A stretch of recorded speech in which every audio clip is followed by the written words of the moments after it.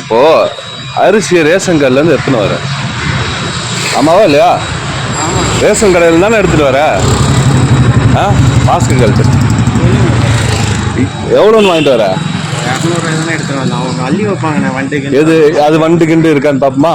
Open பண்ணு, open பண்ண வண்டு இருக்கான்னு பாப்போம். ஏய் தம்பி, மூட்டையை ஓப்பன் பண்றா தம்பி, மூட்டையை ஓப்பன் பண்ண. வண்டு கிண்டு இருக்கான்னு நம்ம செக் பண்ணுவோம். தப்பு இல்லையா அது?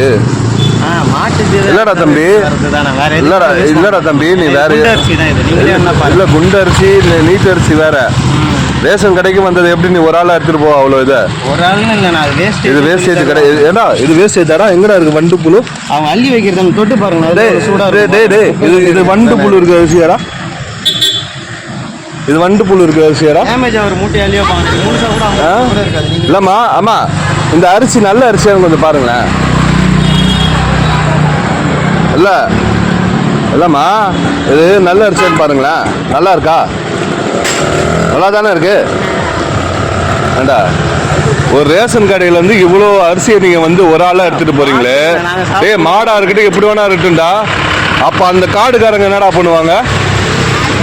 தம்பி மாஸ்க்கு கழட்டு, மாஸ்க்கு கழட்டு. நீ தம்பி நல்ல அரிசி தானம்மா? புழு இருக்கான். மாட்டுக்கு எத்தனை போறாராம் அவரு. ரேஷன் கடையில இருந்து எத்தனை கிலோடா அது? டேய் நீ கோழி வலை என்ன வேணா வலைடா. ரேஷன் கடையில இருந்து எப்படா நீ அப்படி எடுத்து?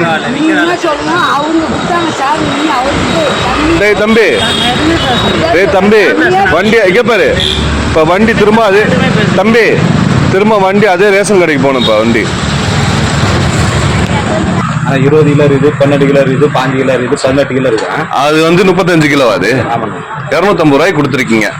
கேட்டா வேஸ்ட் எதுன்னு சொல்லி எடுத்துன்னு போறாம. உண்மையை ஒத்துக்குங்க. இந்த கடையா அந்த கடையான்னு மட்டும் சொல்லுங்க.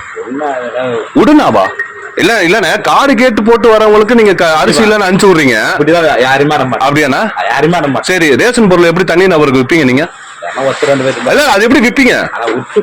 அது பேர் ஸ்மக்லிங், அது பேர் கடத்தல். அதுக்கு பேர் என்ன தெரியுமா? கடத்தல். அரசு பொருளை திருடி விற்பது. உங்க பேரு மோகன். இந்த கடையில இருந்து எடுத்துன்னு போறானா அந்த கடையில இருந்து எடுத்துன்னு போறானா? அது எப்படி ஏதோ ஒண்ணு நம்பீங்க?